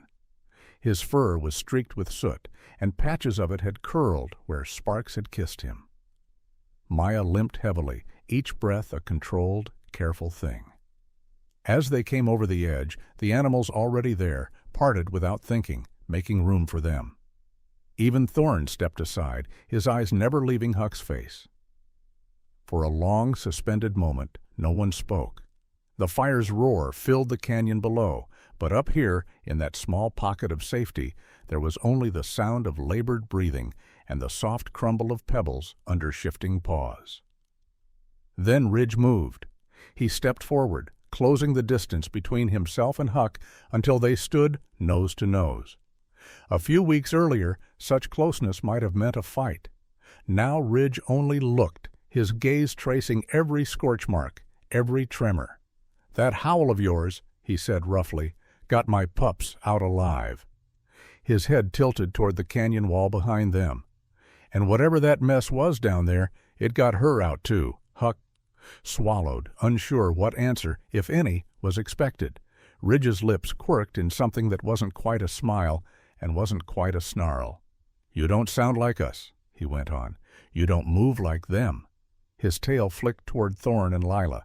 "But if you stand on a rock when fire's coming and scream yourself hoarse for other people's kids, my pack's not going to call you wrong anymore." He stepped back and let out a short, sharp bark, one Huck had never heard before. The other coyotes answered with a low murmur, not the wild chorus of a hunt, but something more solemn. It rolled along the ledge like a small wave and died away. Thorn padded up next, his expression hard to read through the soot, and the lines age had carved into his face. For once there was no irritation in his voice. "You still walk funny," he said, a ghost of his old gruffness lurking in the words. "Still smell like cougar and rock and too much sky." His gaze slid to Maya, resting briefly on her injured leg, then back to Huck. "But you went down when everyone else was scrambling up. That counts for something." He inclined his head, just a fraction. For a bobcat like Thorn, it was as good as a bow. Lila stepped past him, her kits peeking out from behind her legs. She touched her nose gently to Huck's cheek. "When this is over," she said, "you won't have to stand at the spring wondering if you're welcome. You bring that crooked voice of yours down there any time you like." Huck's throat tightened. He blinked, and smoke wasn't the only thing stinging his eyes. Behind them, Maya eased herself down onto the rock, her injured leg stretched out. She watched the exchange with a tired, deep satisfaction. "This," she seemed to say with her calm, steady gaze, "is what comes from choosing to save and be saved, over and over again." The fire would move on, the canyon would heal in its own slow way, grass would grow over the black scars, and life would press forward because that is what it does. Humans driving along distant highways would glance out at the darkened patches of hillside and think about wildfire coverage and home insurance and whether their own houses were safe. They would not know about a bobcat and a lone cougar and a pack of coyotes who shared a narrow ledge and a changed silence one smoky evening. Up there on the rock, among ash and fear and the damp smell of singed fur, something had shifted. Huck was no longer just the odd one on the ridge, the wrong voice in the night. He was the bridge between three worlds that had never quite trusted each other. He was the proof that sometimes the note that sounds out of place is the one that holds the whole song together. The permit from the state came in an ordinary envelope. Eleanor almost threw it away at first, buried as it was between a credit card offer and a glossy brochure promising easy retirement planning in just 5 steps. Only when she saw the return address from the wildlife department did she reach for her glasses and sit down at the kitchen table. It was written in stiff official language, all whereas and therefore, but the meaning was simple enough. Rufus was now, in the eyes of the state, a non-releasable wild animal under her care. Her small sunroom, with its cracked tiles and thrift store curtains, was listed in black ink as an approved private sanctuary. She folded the letter back into its envelope and sat there a long time, the afternoon light slanting over the formica. She thought of all the papers that had shaped her life: marriage license, mortgage, home insurance renewal, her husband's death certificate, the life insurance check that had arrived when she still felt too numb to cash it. This one was different. This one said, in its awkward way, "You may keep this wild heart if he chooses to stay." She walked to the sunroom door.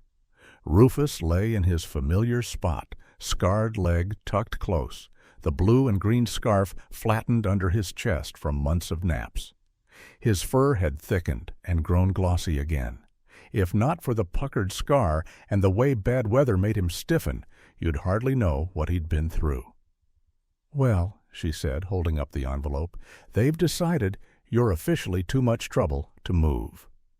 He blinked slowly, unimpressed by human bureaucracy. Still, when she set the envelope on the table by his bowl, he sniffed at it, then at her fingers, and did not pull away when her hand brushed lightly over the fur between his ears. Life did what it always did. It moved. On. Scout's muzzle grew whiter, then white all over. His steps got shorter, his naps longer. One quiet afternoon, with his head in Eleanor's lap and her hand on his shoulder, he slipped away so gently that it took her a minute to realize he had gone. They buried him under the lilac bush out back, where he had spent so many summers watching the world. Pumpkin lived on, because of course she did, growing crankier and bonier, still leaping to the highest spots just to prove she could. When she sat on the windowsill now, her profile against the glass looked a little like a pencil sketch of a much younger cat. Time had thinned her, but it hadn't rubbed out her stubbornness. Kenzie shot up like the weeds Tom grumbled about. One day she was a little girl in a purple jacket. The next she was a teenager with earbuds, longer legs, and opinions about everything from college loans to travel credit cards. She never stopped knitting, though. Each winter a new crooked scarf or lopsided hat found its way into the sunroom, just in case Rufus needs options. And Milo grew into himself. He filled out and steadied, puppy fluff giving way to the sleek muscle of a full-grown dog. The wild bounce smoothed into a looser, easier gait. But he never quite lost that habit of checking the fence line first thing every morning, tail giving a hopeful wag the moment he saw a flicker of movement in the glass. He and Rufus developed a rhythm that worked for both of them. On clear, supervised afternoons, Tom or Eleanor would sit out back while Milo was allowed into Eleanor's yard on a long line. He would trot to the base of the sunroom, flop down, and roll a tennis ball lazily with one paw. Rufus would stretch out on his side of the glass, sometimes choosing the spot directly opposite, sometimes a nearby patch of sun, always close enough that Milo could see he was there. They rarely touched. Once in a while, when the wind was just right and both humans looked away at the same time, a pink tongue would flick the glass from one side as a rough nose bumped it from the other. A clumsy, silent greeting that no one was meant to witness. The game warden came by twice that first year, then less often. Each time he checked the locks, the windows, the state of the scar on Rufus's leg. Each time he left with a small smile and a note in his report that things were stable. Stable, Eleanor told Rufus after one such visit. That's as close as they get to saying happy in government language. Summer came and went, then another winter, then another spring. The ditch stayed where it was, deeper now after a county crew came through and reinforced it. There was a proper grate over the worst spot, warning signs posted up the path. It was the kind of fix that made everyone's home insurance agent sleep better. Milo never went near it again. Years slid by like pages in one of the library's old date-stamped books. One mild April morning, Eleanor was out front deadheading the petunias when she heard the rattle of a new car in Tom's driveway. Not the familiar SUV, but something smaller, with a dealer's tag and that particular smell of new upholstery and hopeful debt. Kenzie climbed out first, lanky and bright-eyed in a college sweatshirt. Behind her, Lisa stepped carefully from the passenger seat, holding something wriggling in a blanket. Milo, muzzle now silvered around the edges, trotted out of the garage to investigate, tail wagging in that comfortable, slower arc of an older dog. When Lisa set the bundle down on the grass and the blanket fell away, he stopped and stared. It was a puppy. Not golden this time, but black and white, ears too big for its head, eyes wide and curious. It tumbled forward, tripped over its own paws, then righted itself and went straight for Milo's face, trying to lick his nose. "Oh, buddy," Tom laughed, coming around with a box of supplies. "You just got promoted. Senior dog, meet your new intern." Eleanor smiled, one hand on the porch rail. There was always another beginning hiding inside an ending, she thought. Life didn't care if you were ready for it or not. By afternoon, the new puppy, Kenzie had named her Trixie, had discovered the yard, the squeaky toys, and the fence. Most importantly, she discovered the smell on the wind that made Milo's tail move in a very particular way. He led her, the way an older sibling does, to the spot by the boards. He lay down, showing her how to peer through the gap, how to be still, how to wait. In the sunroom, Rufus, now with a few white hairs scattered through his whiskers, lay on his blanket. He felt the weight of eyes on him before he saw them. He rose, slower than he used to, and stepped toward the window. Two faces stared back, Milo's lined now with years and memory, and beside it, Trixie's, bright and ridiculous, ears at full mast, nose leaving wet dots on the glass. She yipped once, high and startled, then wagged so hard her whole body wobbled. The look on her face was painfully familiar, pure, breathless adoration for the mysterious creature in the glass room. "Oh, no," Eleanor said under her breath, watching from the kitchen with a dish towel in her hands. "Here we go again." Rufus regarded them both. If a cat could sigh, he might have. He looked at Milo first, and for a moment the two old friends simply held each other's gaze. One dog who had once been pulled out of a cold ditch. One bobcat who had once sworn he belonged to nobody. Then he looked at the puppy. Trixie's tail beat against the fence like a drum. She pawed at the bottom board, clearly considering the engineering involved in digging under it. Milo nudged her gently with his shoulder, as if to say, "Not that way, not this time." Rufus stepped closer to the glass. He lowered his head until his nose was level with theirs.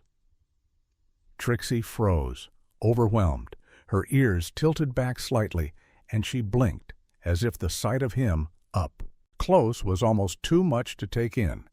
Slowly, Rufus lifted one paw and set it against the glass. On the other side, Milo did the same. It was not the wild, desperate scramble of that day at the ditch. It was something quieter, older, born of all the evenings spent lying within sight of each other's shadows. His paw was steady, his claws sheathed. Trixie pressed her nose against the glass between them both, filling the tiny space with breath and hope. Eleanor felt her throat tighten. She thought of all the things she had done in her life to try to feel secure, paying off the house, reading fine print on health insurance, checking her online banking before bed, worrying about interest rates and credit limits she could recite in her sleep. None of it had ever given her quite the same feeling as this, 3 noses, 1 paw, a sheet of glass, and a little slice of peace in a noisy world. That evening, as the sun slid low and painted the yards in honey-colored light, Eleanor forgot to latch the back gate. She realized it only when she stepped out to bring in the bird feeder. The gate stood ajar, opening onto the side path that led to the vacant lot, and beyond that, the hills. Her heart lurched. "Rufus?" she called softly, turning. He was already there. He stood halfway across the yard, facing the open gate. The wind ruffled his fur just enough to hint at the wildness still inside him. For a moment he simply looked out, toward the hills that had once been his whole world. He could do it. She knew that. His leg would carry him now. The state would mark his GPS collar heading off-grid, and the warden's phone would buzz, and there would be a flurry of calls and worry, and maybe even a little understanding. It would be the simplest thing in the world for him to step forward and be gone. Instead, he turned his head. Next door, Milo and Trixie lay by the fence. Even from here, Eleanor could see their ears tip, their bodies lift in that hopeful way they had whenever he moved. Rufus looked at the gate. He looked at the hills. He looked at them. Then, with the same quiet, stubborn certainty he had once used to crawl under her porch, he turned his back on the open world and walked toward home. He passed Eleanor without a glance, tail level, stride unhurried. At the sunroom door he paused, just long enough to press his flank lightly against her leg. It was not quite a lean, not quite an accident. Then he slipped inside and settled on his blanket as the last of the sunlight slid across the floor. Eleanor closed the gate. She did not latch it immediately. She stood there a moment, hand on the wood, looking at the hills that had just lost something and at the house that had just kept it. In the end, it wasn't fences or permits or home insurance fine print that decided things. It was something much harder to write down. A neighbor's puppy who had fallen hard for a wild bobcat, and a wild bobcat who had spent his whole life learning how to escape, only to discover that staying put could be its own kind of freedom. Years later, when Eleanor told the story to anyone who would listen, to a new neighbor, to a visiting nurse, to a grandson helping her with her online banking, she always ended it the same way. "My neighbor's puppy fell for this bobcat," she would say, glancing toward the sunroom, where a familiar striped shape still dozed in the sun. And to this day, that poor bobcat has absolutely no idea how to get away, and even less desire to try. Thank you for joining us on this journey. Before you scroll away, tell me this. Do you believe a bond like theirs could really exist? If this story touched your heart, drop a 1 in the comments so I know you're still with me. And don't forget to subscribe, because the next story might just remind you that sometimes the wild loves us back in ways we'll never forget.